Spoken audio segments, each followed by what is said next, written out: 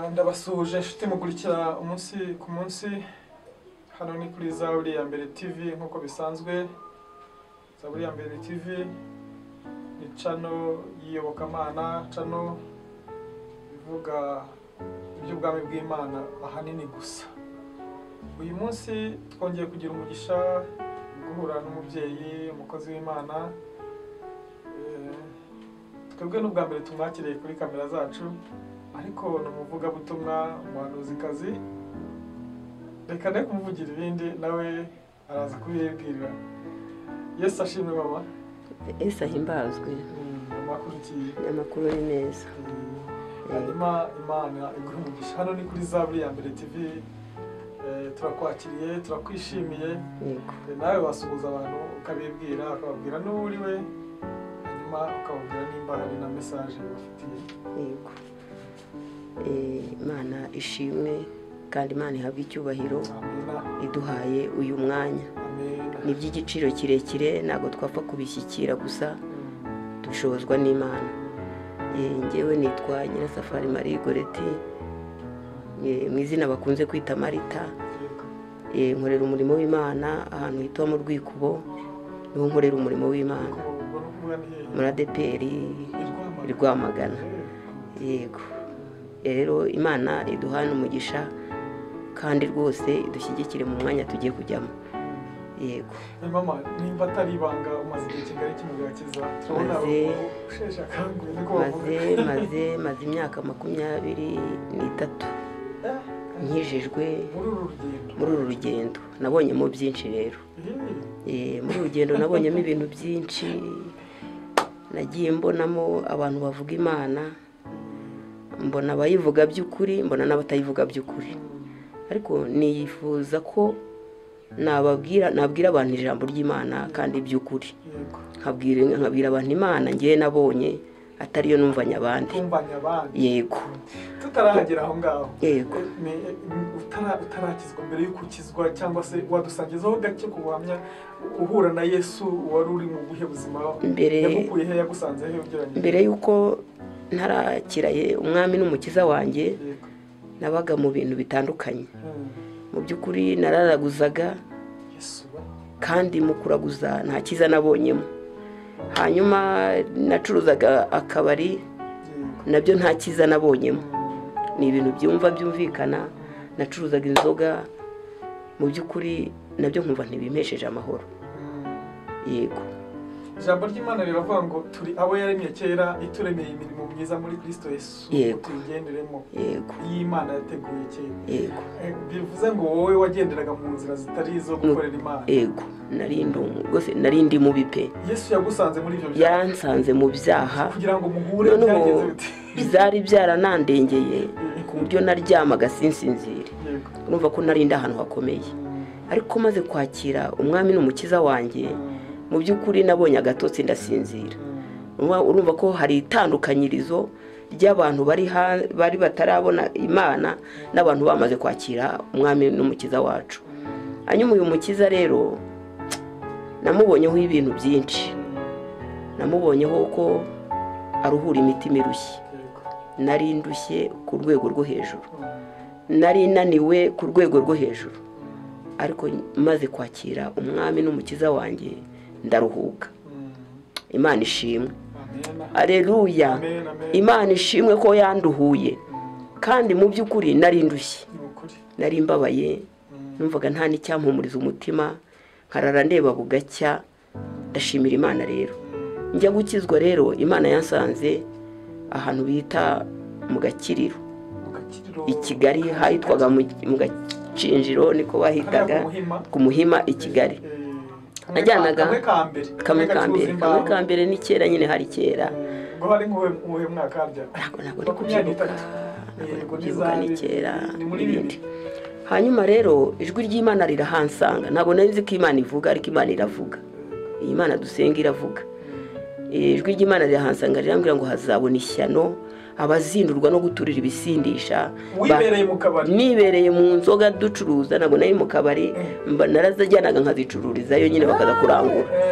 hanyuma rero ni umukozi w'Imana yaje arakubwira cyangwa nta mukozi w'Imana wambwiye, ni Imana ubwayo yaje irambwira ngo hazabona ishyano kuko nijwi naryumvaga hari ku manywa kuko nari narabisayemo cyane numvaga nta kindi kintu nanakora uretse gucuruza urwagwa. Hanyuma ijwi rirambwira ngo hazabona ishyano umuntu uzindurwa no guturira ibishindisa yarangiza akabirara inkera. Numva ijwi riraje, numva ribaye rigari mu mutima wanjye, numva mbuze umutekano, numva mbuze amahoro, ariko sinahita mbireka kuko dutinda kumvira muri make. Ariko aho bigeze aho bigeze numva rigenda rifite imbaraga ngeraho ndabyireka. Ariko nabiretse nabwo habayeho inkoni y'Imana. Habayeho inkoni y'Imana kuko iyo Imana igushaka ntikubone hari izindi mbaraga ikora, kuko ibyo wishingikirijeho ibasha kubikuraho kugira ngo igushyikire. Hanyuma rero ngo nari mfite urugo, nari mfite umugabo, twari tubyaranye abana 2. Hanyuma umugabo mbona atangiye kureba ukundi kuntu, mbona atangiye kujya hanze kandi atahajyaga, mbona ibintu bitangiye kuba ibindi, bitangira mbese mbona ibintu bigiye bigenda bigira imbaraga nyinshi kugeza ubwo aho dutandukana ngifite b'abana 2. Hanyuma ndataha ngeze mu rugo n'iwacu nabo mbona ntibigenze neza, nabo mbona baranyirukanye. Hari hano Rwamagana, mbona nabo baranyirukanye. Ndavuga nti ibi bintu se Imana ni ibiki? Kumbi ni inkoni y'Imana ariko sinasobanukirwa. Hanyuma maze kunyirukana ababyeyi nabo nagiye gucumbika. Numva ibintu bibaye birebire ariko numva nta kindi cyabimara uretse gusenga. None umuntu umwe yaransanze ahantu nari ndi mu icumbi, arambwira ko ngo njye ibyo bintu nta kindi cyabimara uretse kugira gute, uretse gusenga. Aleluya. Ndashishikariza rero abantu ko bava mu bibi bagasenga, kuko gusenga Bibiliya irambwira ngo gusenga k'umukiranutsi kugira umumaro iyo asenganye umwete mwinshi. Yego. Hanyuma rero ndamwumva ariko sinahita mwumvira nawe. Ariko hashize igihe ryajwi riragaruka. Nari mfite abana banjye bombi bari barwaye, hari impinja ibaze guhungana abana, nta n'ahantu bafite wagiyeyo gabucumbikana, byari ikibazo gikomeye. Nuko ngo nari mfite amafaranga yose anshiraho. Ndavuga nti ibi bintu numva birancanze, numva imyambaro nayo inshiraho, mbese numva sigaye gutya gusa n'abana, ntafite n'icyo mbagaburira, ntafite nuko ndi bubigenze. Naho ngaho Yesu yansanze rero. Hanyuma maze kubibona gutyo mfata umwanzuro wo gukizwa, njya mu gakiza. Umunsi wo gukizwa rero nari ngeze ahantu kuri finali, rwose mbona ibintu bitameze neza. Hanyuma ku buryo nagiye gukizwa, y'ubu niwe wabwiye abantu, aravuga ati njyewe ngeze aho sigaye kumenyo gusa, nari nsigaye merewe nabi, mbese umuntu wese yambonaga yumvaga ndi bupfi, yabonaga ndi uwo kwipfira. Ku buryo pasiteri watubatije yarambwiye ngo watwakiriye bwa mbere, yarambwiye ati wowe uri uwo kwipfira, no kugusengera Imana ikazakweza ukabaho, mbese ukazajya mu ijuru amahoro. Nari ngeze ahantu hakomeye cyane, naho nari mfite umubabaro mwinshi, ariko ndajya ngo menyesha abantu bafite umubabaro ko Imana igikura umuntu umubabaro ikamusubiza ubundi buzima. Hanyuma muri ubwo buzima rero niho Yesu yansanze, angirira neza, ampagakiza, ndakizwa, ndasenga.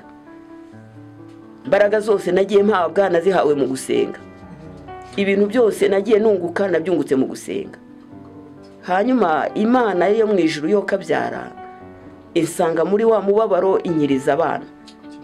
Abana barakira indwara bari barwaye, nanjye ubwanjye kandi sinari muzima, nari ndwaye. Mu by'ukuri nari mfite uburwayi ariko ntasobanukirwa.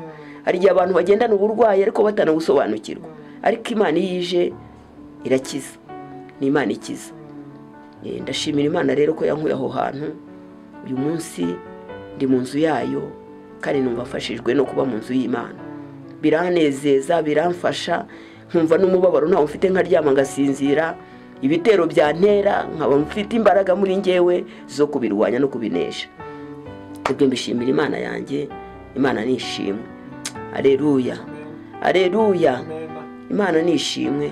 kandi Imana ihabwa icyubahiro.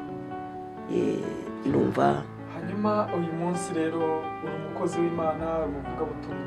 uyu Ubuzima bw'ibyaha bamwe bajya bavuga ko buryoha kugira ngo uzabwikuremo atari imbaraga z'Imana biragoye.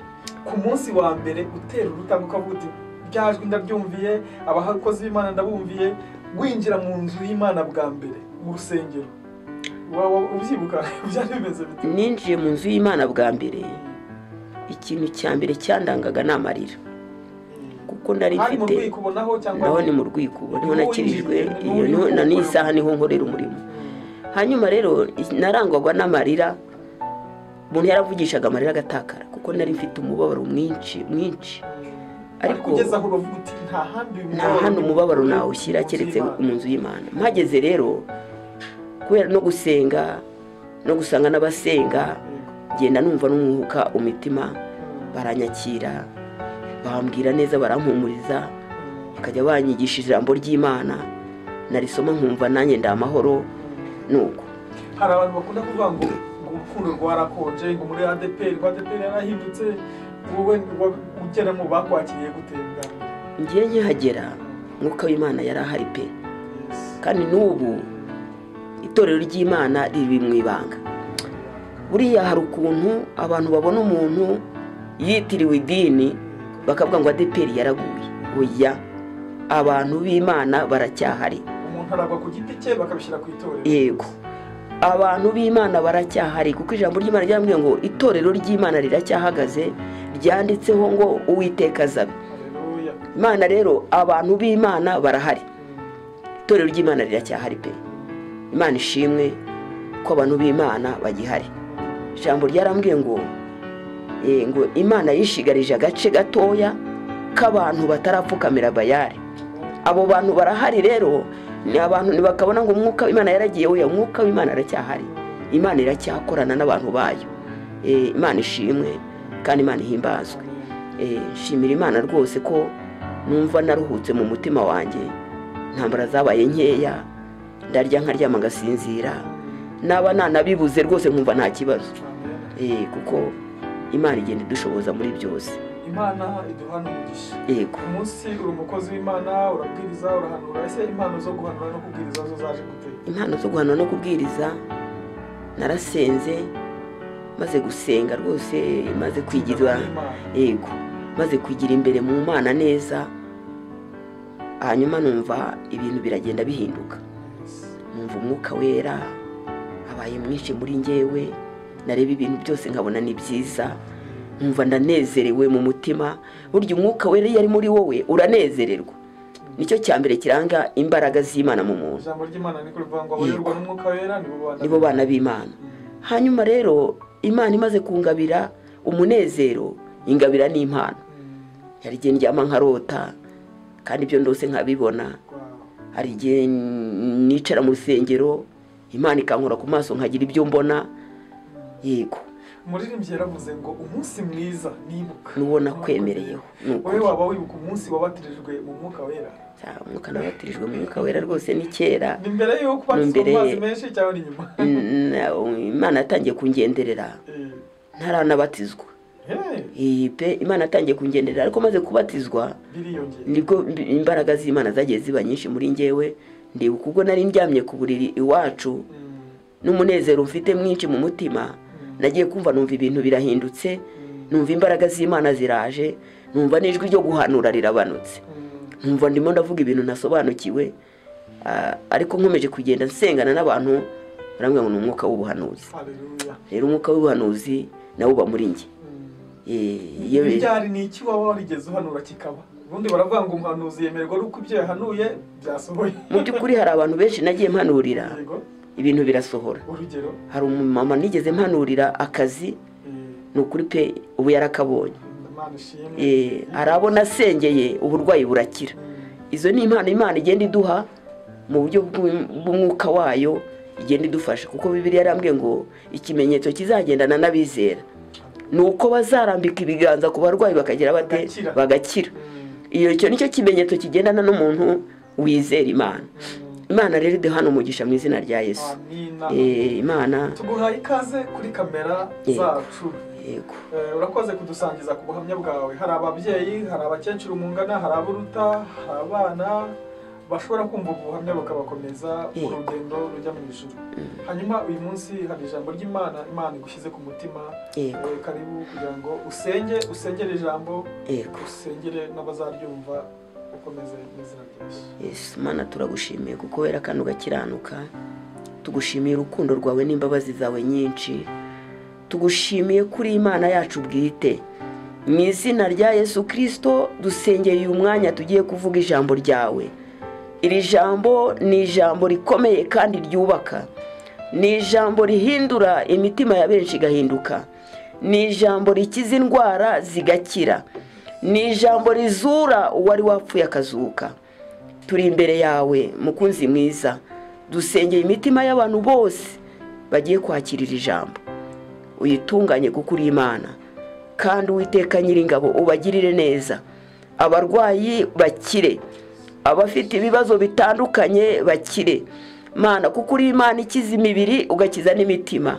Turasenze kugira ngo umuntu wese ufite umutima ubabaye aya masaha turi imbere yawe umutabara, umurengere, umukize kuko uri Imana.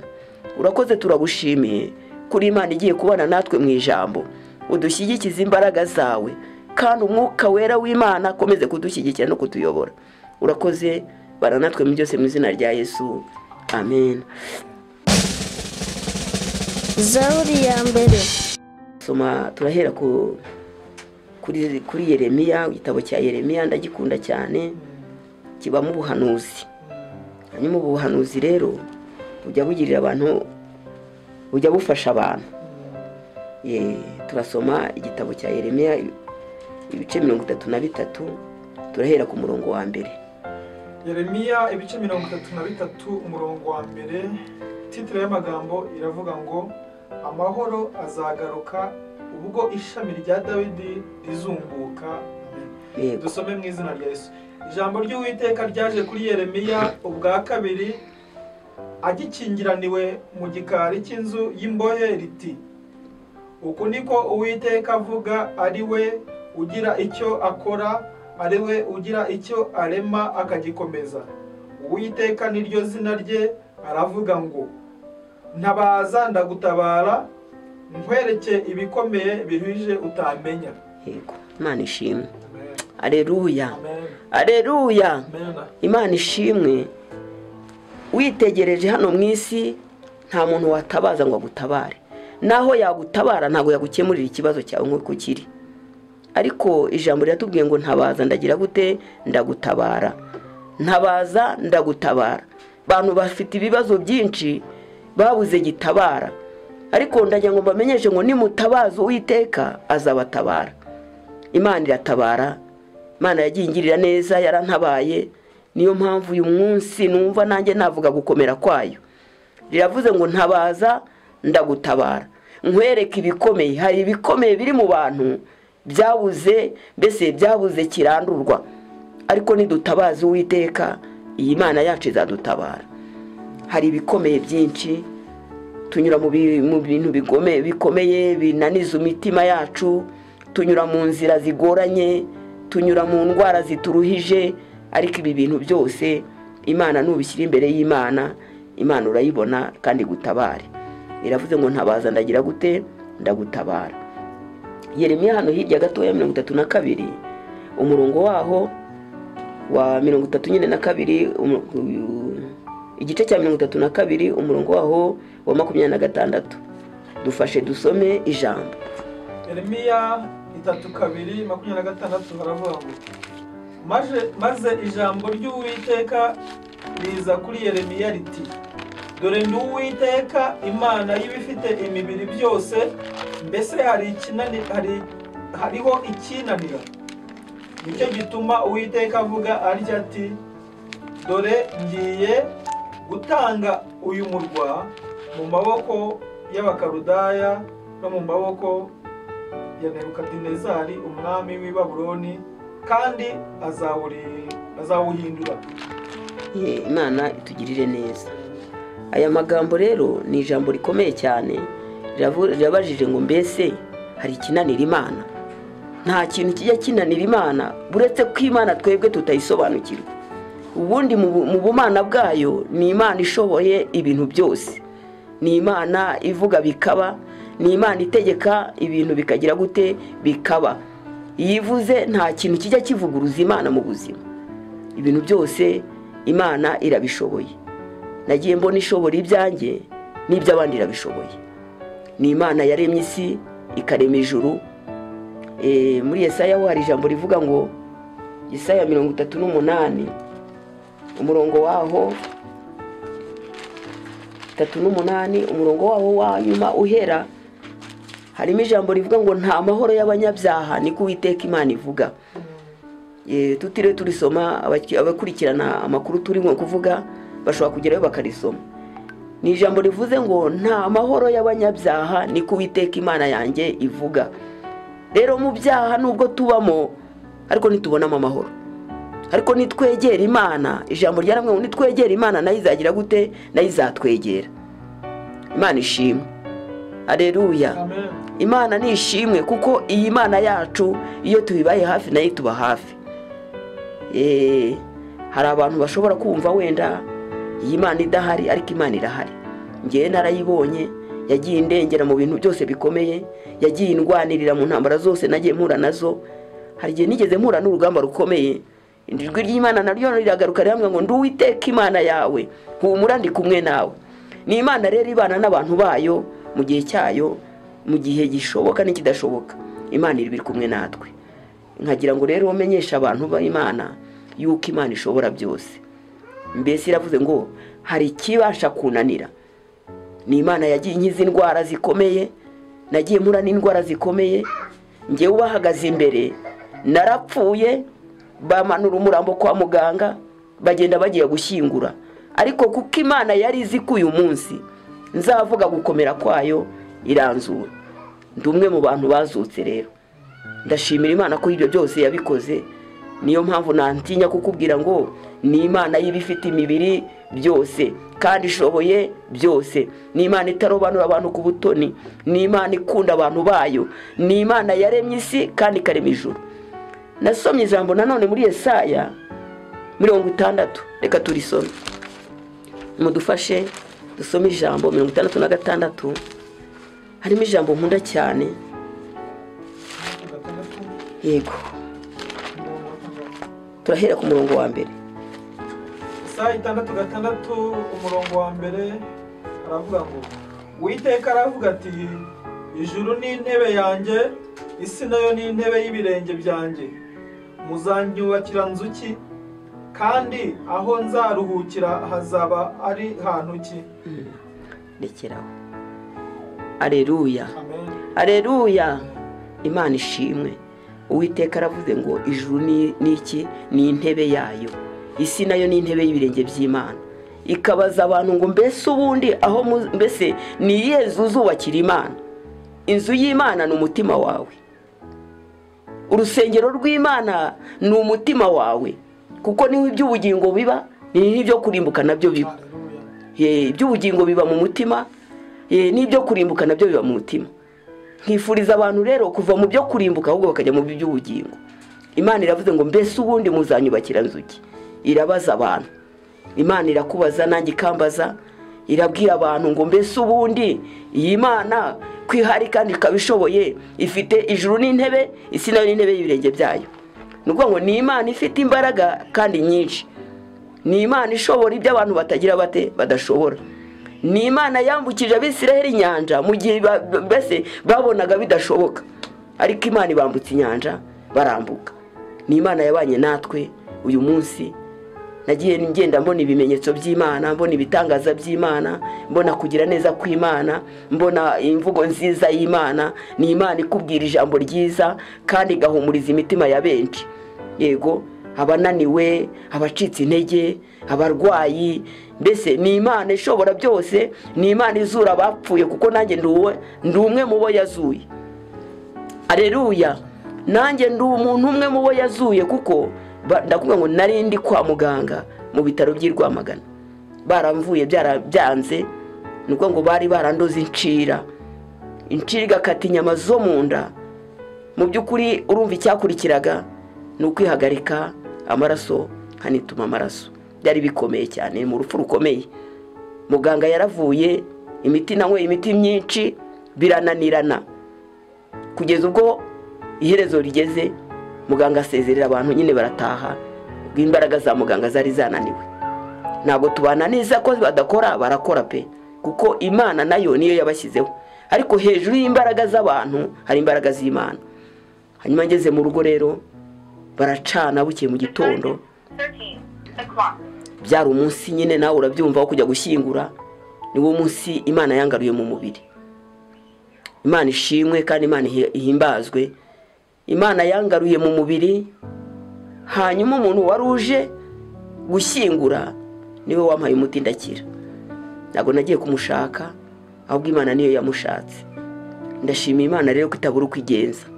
Ni Imana ikiza, ni Imana ivura, ni Imana ishobora ibintu byose. Iyi Mana nta kijya kinanira. Ijambo twasomye ryavuze ngo mbese hari ikinanira? Nta kintu kijya kinanira Imana mu bintu byose. Nubwo twebwe tunanirwa ariko yo ntiginanirwa. Twebwe turi abantu turacogora ariko Imana ntigicogora. Imana yacu ishimwe. Aleluya. Imana ishimwe kandi Imana ihabwa icyubahiro. Abantu barananirwa ariko ndagira ngo nkubwire ngo ishobora byose ntago inanirwa. Nagiye nyibona igihe ndimbwira ngo mwana wanjye ndi kumwe nawe, nubwo ibintu bikomeye, nubwo intambara ari nyinshi. Mbese hari igihe umaze gukizwa Satani arakwitambika kugira ngo utazageraho ugomba kugera. Ariko ni byiza ko dukizwa tukarwanya Satani, kandi Bibiliya ngo nurwanya Satani nawe azaguhunga. Imana ishimwe. Aleluya. Imana ishimwe, niturwanya umwanzi nawe azaduhunga, kuko umwanzi ni Satani nta kindi. Umwanzi ni Satani. Satani araza akaguteza umuvandimwe mukarwana, Satani akaguteza umwana mu rugo mukarwana, Satani agatandukanya ingo. Urabona muri iyi minsi ingo zirimo rasenyuka ku manywa na nijoro. Nta wundi uzisenya, nuko tuba tutabaye maso Satani akatwinjirana akarwanya ingo zacu. Imana itugirire neza. Satani ni umurwanyi ariko ntaganesha. Nituba hafi y'Imana tuzanesha, kuko ntabwo waba hafi, mbese ntabwo waba hafi y'Imana ngo ikureke. Imana iraturwanirira. Uyu munsi rero nagira ngo nkumenyeshe ko Imana ishoboye byose. Nagira ngo nkubwire gukomera k'uyu mugabo, kuko nagiye mubona kenshi, nagiye mubona ntunze kandi navuga ngo nufite ibintunga. Mbese nkagenda mbona Imana igenda ingirira neza, nkagenda mbona Imana igenda inyambika. Nababwe ko umugabo twashakanye twatandukanye agashaka undi, ngenda ngenyine n'abana banjye. Agerageza no kunyaka abana ariko ndabamwima, ko numvaga abana banjye bakeneye. Uyu munsi abana banjye barakuze, Imana yarabakujije. Ubu ni abagabo nabo bashaka bahamya Kristo, kuko ni abantu nubwo batarakizwa ariko bagenda babona ubwiza bw'Imana, bakagenda babona Imana ibagenda ibagirira neza. Ni ukuri Imana ni nziza. Aleluya. Ni Imana nziza kandi ni Imana ishobora ibintu byose abantu badashobora. Twasomye ijambo nyine muri Yesaya 32, bavuga ngo mbese hari ikibasha kunanira? Ahubwo twebwe tugira gute? Nitwe tunanirwa ariko Imana yo ntiginanirwa. Ni Imana ishobora byose, ni Imana ifite imbaraga. Iravuze ngo ntabaza ndagira gute? Ndagutabara. Yewe urushye ufite ibikuruje kuko nanjye byari binduhije, nari ndushye rwose, nari nababaye cyane, narangwagwa n'amarira, nagezaho ntagira n'igitenge cyo kwambara, ariko Yesu yaranyambitse. Byo ndabishimira Imana rwose. Umwenda urashira, nkumva Yesu arambye ngo mwana wanjye ndakwambitse. Ariko iryo jwi rumumva atari ryiza rata. Nkumva Yesu arambye ngo mwana wanjye ndakwambitse. Ibyaba byakomeye akambwira ati mwana wanjye ndagutabaye. None se umuntu adafite gitabara nyine ntatabarwa, ariko Yesu wacu aradutabara. Ni umwami mwiza, ni umwami uturebera aho tutareba. Ni Imana ishobora ibyo abantu badashobora. Ni Imana ibasha kukuvana hasi ikagushyira hejuru. Ni Imana ikura mu mwijima igashyira mu mucyo. Imana ishimwe. Aleluya. Imana igidukuraho turi mu mwijima, kandi mu mwijima nta kintu wabona. Iyo turi mu mwijima nyine hariya hirya, hahandi mu businzi, hahandi mu busambanyi, hahandi mu byaha bitandukanye, nta kintu umuntu abazi. Niyo ubimubwiye aba yumva umututsi, ariko mu ijuru hari Imana. Aleluya. Mu ijuru hari Imana ikura umuntu mu mwijima ikayimushyira mu mucyo, byarangiza ikakuzuza umwuka wera, yarangiza ikagukarabya ikagusiga, yarangiza ikanakwambika. Ni Imana ishobora ibintu byose. Ndayishimira rero ko nanjye yangiriye neza, ntago nayihamya ntarayibonye. Nge mvuze iyo nabonye, ntago mvuze iyo abandi bambwiye. Ikibazo kiriho kuri iyi minsi nuko abantu bavuga Imana babwiwe n'abandi. Ni ikibazo. Iyo wabwiwe n'abandi uzayireka, nugera mu bikomeye nta kintu, mbese iyo wabwiwe n'abandi ntago izagufasha. Ariko Imana yagusanze ubwayo ikakwibwirira ikavugana nawe, ubasha kuyihamya kuko wayibonye. Imana ishimwe. Ndashimira Imana rero yagiye indwanirira ibintu byinshi ni byinshi. Yagiye indengera, yagiye ingaburira, yagiye inyambika. Mana we, naho ndyama niyo yonyine igibasha kundihirira, ikavuga ngo umwana wanjye akira amafaranga uriho inzu. Mbese iyo Imana itahaba mba narasebye, mba narangaye ku musozi. Ariko nshimira Imana ko ndyama bugake. Imana ni ishimwe, ni Imana ishobora byose, ni Imana ifite ubutware n'ubushobozi, ni Imana iturebera aho tutareba, ni Imana y'imbaraga nyinshi, ni Imana idukiza indwara mu gihe muganga byananiranye. Imana iravuga ngo baho. Bibiliya irambwira ngo na nyuma ya zero Imana igira ite, irakora. Na nyuma ya zero aho ubona bidashoboka, imbere y'Imana birashoboka. Imana ishimwe kandi Imana ihimbazwe. Mu by'ukuri ibintu twavuga by'Imana ni byinshi. Imana yakoze ibintu byinshi. Ndibuka kimwe muri corona, nagiye gusenga Imana, mu by'ukuri nta kintu nari mfite. Tujye tuvuga Imana kandi tuyivuge by'ukuri. Nabonaga ntazi uko bizagenda. Corona, abafite amafaranga nyine bari bayafite barahashye bayibikaho ibyo kurya bibatunga, mbese nawe urabyumva. Ariko nasenze Imana irambwira ngo mwana wanjye nzabana nawe. Haleluya, haleluya.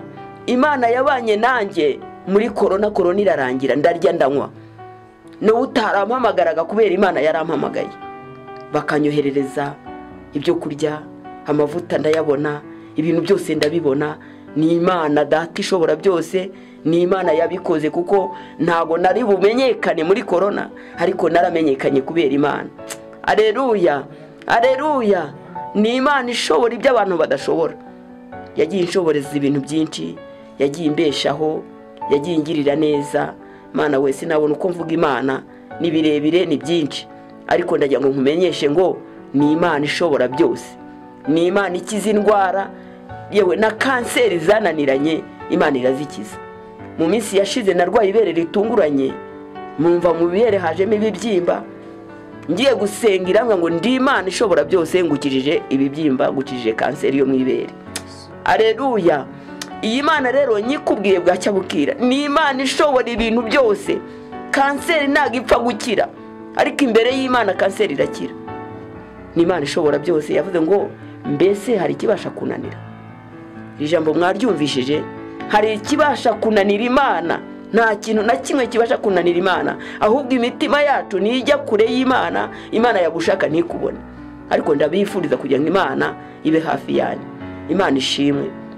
Nshimiye Imana rero kuko yagiye ikora imirimo myinshi imbere yanjye nyireba, yagiye ingirira neza, yagiye indwanirira rwose mu ntambara nyinshi cyane zikomeye. Narigiye Satani yigeze kuntera ashaka kunkura mu gakiza, mbese avuga ibintu byinshi, ariko hejuru y'imbaraga z'abavuga ari imbaraga zivuguruza ibyo abavuze. Hari abantu bashobora kukubeshyera bakavuga ibintu byinshi, bakakuvuga uko utari, ariko Imana yo ikuvuga uko uri kuko ni Imana ireba hose. Ndashimira Imana rero ko ni Imana irwana kandi igatsinda. Mu bumana bwayo ni Imana ishobora byose. Ijambo twasomye ryavuze ngo ntabaza ndagira gute, ndagutabara. Urushye, unaniwe, ufite ibibazo bitandukanye nk'ibyo nari mfite, ufite agahinda nk'ako nari mfite. Mana we, nari mfite mubabaro uteye ubwoba, nanjye ubwanjye nari ngezaho no gukaraba bidashoboka, ariko ngeze mu nzu y'Imana numva mbashije gukaraba, numva nguwe neza, numva umutima wanjye urishimye, numva ndishimye. Imana iduhana umugisha mu izina rya Yesu. Amen. Yego. Data mukunzi mwiza, Imana yaremye isi ikarema ijuru, ikarema abantu ngo tube mu isi. Turongeye turagushimiye kuko uri Uwiteka. Tugushimiye kugira neza kwawe, tugushimiye urukundo n'imbabazi ugirira abantu bawe. kuko ijambo ryarambwiye ngo uri umutunzi w'imbabazi, kandi ijambo rirambwira ngo ntabwo wahora urakaye, kuko urakaye imyuka yose yashije imbere yawe. Turasenze rero aya masaha twari turi mu ijambo ryawe, dusengeye imitima ya benshi yumvishe iri jambo, dusengeye abababaye, dusengeye abafite intimba mu mitima, dusengeye ababuze amahoro mu izina rya Yesu Kristo, kugira ngo Uwiteka Nyiringabo bibuke kuri Imana itanga amahoro, bibuke kuri Imana ishobora byose, bibuke ko uri Imana ikiza indwara, bibuke kuri Imana ifite ubutware n'ubushobozi. Turabasengeye mu izina rya Yesu, iri jambo rifashe benshi, iri jambo rigeze mu mitima ya benshi, ubagirire neza kuko uri Imana, uri Imana ivuganye n'abantu bawe. Ngaho nugira icyo ukora kuko uri Imana, ubasohoreze Mwami Yesu kwifuza kwabo, ubagirire neza abarwayi nibakire mu izina rya Yesu. Nsengeye umuntu wese waba unyumva arwaye, aya masaha mushyize imbere y'Imana, mfashe ku murwayi bwe Mana Uwiteka Nyiringabo, uburwayi bwe nibukire mu izina rya Yesu. Ufite umutima ubabaye uyu munsi Uwiteka Nyiringabo utanga umunezero muri we mu izina rya Yesu. Ufite intege nke umwongerera imbaraga kuko uri Imana. Urakoze urakarama rero, ngaho bana natwe ukomeze kudushyigikira, ubwo tuzongera gusoma ijambo ryawe Mana, tuzongera tugushimire kuko uri umwami wacu, kuko uri umwami wo gushimirwa. Urakoze urakarama rero, ngaho bana natwe tugire neza. Imbabazi zawe zigendagende mu isi, imbabazi zawe zigendagende Mwami, zigendagende muri iki gihugu cyacu, utugire neza, utanga amahoro mu izina rya Yesu Kristo. Tanga umugisha mu bantu te mu izina rya Yesu, tanga amahoro mu bayabuze, kuko ndabizi neza Satani ajya agenderera abantu akababuza amahoro, ariko ndasenze mu izina rya Yesu, nsengeye ingo ziri gusenyuka. Uwiteka Nyiringabo Imana ya Isiraheli, izi ngo nazo nuzubake kuko uri Imana, uri Imana ishobora byose, uri Imana itananirwa, uri Imana idacogora. Abantu baracogora ariko we ntabwo ujya ucogora. Urakoze Mana, turatuje ariko ntutuze, turacecetse ntuceceke. Komeze kugendagenda mu isi ukora imirimo n'ibitangaza mu izina rya Yesu, amen. Zaburi ya mbere.